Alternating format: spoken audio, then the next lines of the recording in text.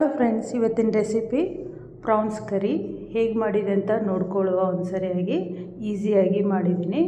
ಒಂದು 2 ಟೇಬಲ್ ಸ್ಪೂನಷ್ಟು ಆಯಿಲ್ ಹಾಕ್ಕೊಂಡಿದ್ದೀನಿ. ನಾನು ಚೆನ್ನಾಗಿ ಎಣ್ಣೆ ಗರಮ್ ಆದಮೇಲೆ ಇದಕ್ಕೆ ಒಂದು 3 ಆನಿಯನ್ ಹಾಕ್ಕೊಂಡಿದ್ದೀನಿ. ಚೆನ್ನಾಗಿ ಫ್ರೈ ಮಾಡ್ಕೊಳ್ಳುವ.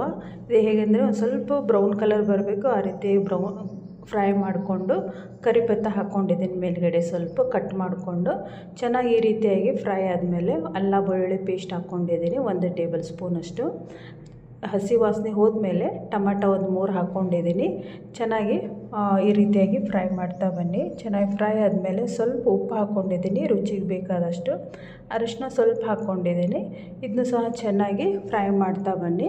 ಇದು ಟೊಮೆಟೊ ಎಲ್ಲ ಸ್ಮ್ಯಾಶ್ ಆಗಬೇಕು, ಆ ರೀತಿಯಾಗಿ ಚೆನ್ನಾಗಿ ಬಾಯ್ಲ್ ಮಾಡಿ. ಒಂದು 2 ನಿಮಿಷ ನೀವು ಮುಚ್ಚಿ ಇಟ್ಟುಬಿಟ್ರೆ ಚೆನ್ನಾಗಿ ಉಗ್ಗಿಯಲ್ಲಿ ಬೆಂದು ಹೋಗ್ತದೆ.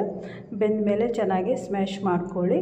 ಸ್ಮ್ಯಾಶ್ ಮಾಡೋದ್ರಿಂದ ಮಸಾಲೆ ಎಲ್ಲ ಚೆನ್ನಾಗಿ ಹಿಡಿತದೆ ಪ್ರಾನ್ಸಿಗೆ ಅಂತಂದು ಚೆನ್ನಾಗಿ ರೀತಿಯಾಗಿ ಸ್ಮ್ಯಾಶ್ ಮಾಡ್ಕೊಂಡಿದ್ದೀನಿ.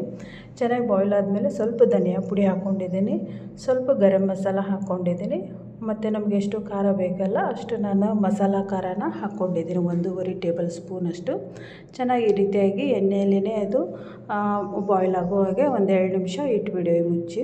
ನೋಡಿ, ಈ ರೀತಿಯಾಗಿ ಚೆನ್ನಾಗಿ ಬಾಯ್ಲ್ ಆದಮೇಲೆ ಮೇಲ್ಗಡೆ ಎಣ್ಣೆ ಬರಬೇಕು, ಆ ರೀತಿಯಾಗಿ ಚೆನ್ನಾಗಿ ಬಾಯ್ಲ್ ಮಾಡ್ಕೊಳ್ಳಿ. ನಾನು ಇಲ್ಲಿ ಕೊಕೊನಟನ್ನು ಮಿಲ್ಕ್ ಮಾಡ್ಕೊಂಡಿದ್ದೀನಿ, ಚೆನ್ನಾಗಿ ನೀರು ಹಾಕ್ಕೊಂಡು ರುಬ್ಬಿಟ್ಕೊಂಡಿದ್ದೀನಿ. ಅದನ್ನು ಇದರಲ್ಲೇ ಹಾಕ್ಕೊಂಬಿಡುವ. ಈ ಕೋಕೋನಟ್ ಮಿಲ್ಕ್ ಹಾಕ್ಕೊಳ್ಳೋದ್ರಿಂದ ಚೆನ್ನಾಗಿ ಟೇಸ್ಟಿಯಾಗಿರ್ತದೆ ಪ್ರಾನ್ಸ್ ಕರಿ, ತಿನ್ನಲಿಕ್ಕೂ ರುಚಿಯಾಗಿರ್ತದೆ. ಇದನ್ನು ನಾವು ರೊಟ್ಟಿ, ಚಪಾತಿ ಮತ್ತು ರೈಸಲ್ಲೂ ಸಹ ತಿನ್ಬೋದು, ಅಷ್ಟು ಟೇಸ್ಟಿಯಾಗಿದೆ. ಈ ರೀತಿಯಾಗಿ ಒಂದು ಸರಿ ಟ್ರೈ ಮಾಡಿ, ಮತ್ತು ನನ್ನ ಚಾನಲನ್ನು ಮರೆಯದೆ ಸಬ್ಸ್ಕ್ರೈಬ್ ಮಾಡಿ. ಇದನ್ನು ನಾವು ಮಕ್ಕಳಷ್ಟೇ ಅಲ್ಲ, ದೊಡ್ಡವರು ಎಲ್ಲರೂ ಸಹ ತಿನ್ಬೋದು.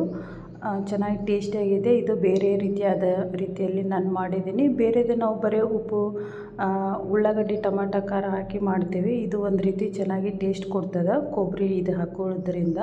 ಒಂದು 2 ನಿಮಿಷ ನೀವು ಈ ರೀತಿಯಾಗಿ ಮುಚ್ಕೊಂಡು ಚೆನ್ನಾಗಿ ಬಾಯ್ಲ್ ಮಾಡಿಬಿಟ್ರೆ ಈ ರೀತಿಯಾಗಿ ಮೇಲ್ಗಡೆ ಎಣ್ಣೆ ಬರಬೇಕು, ಚೆನ್ನಾಗಿ ಕುದ್ದು ಅಲ್ಲಿ ತನಕ ಚೆನ್ನಾಗಿ ಬಾಯ್ಲ್ ಆದಮೇಲೆ ಇದಕ್ಕೆ ನಾನು ಪ್ರೌನ್ಸ್ ಹಾಕ್ಕೊಂಡಿದ್ದೀನಿ. ಇದನ್ನು ಚೆನ್ನಾಗಿ ಕ್ಲೀನ್ ಮಾಡಿ ಇಟ್ಕೊಂಡಿದ್ದೆ ನಾನು ಪ್ರೌನ್ಸನ್ನು.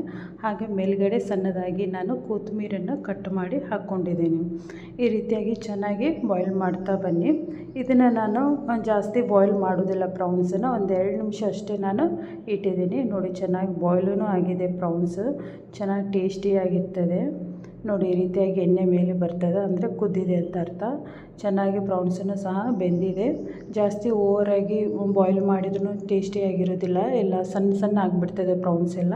ಒಂದು 2 ನಿಮಿಷ ನಾವು ಬಾಯ್ಲ್ ಮಾಡಿಬಿಟ್ರೆ ಸಾಕು. ಈ ರೀತಿಯಾಗಿ ಚೆನ್ನಾಗಿ ನಮಗೆ ಎಷ್ಟು ತಿನ್ನಲೇಬೇಕಲ್ಲ ಅಷ್ಟು ಚೆನ್ನಾಗಿ ಬಾಯ್ಲ್ ಆಗಿರ್ತದೆ.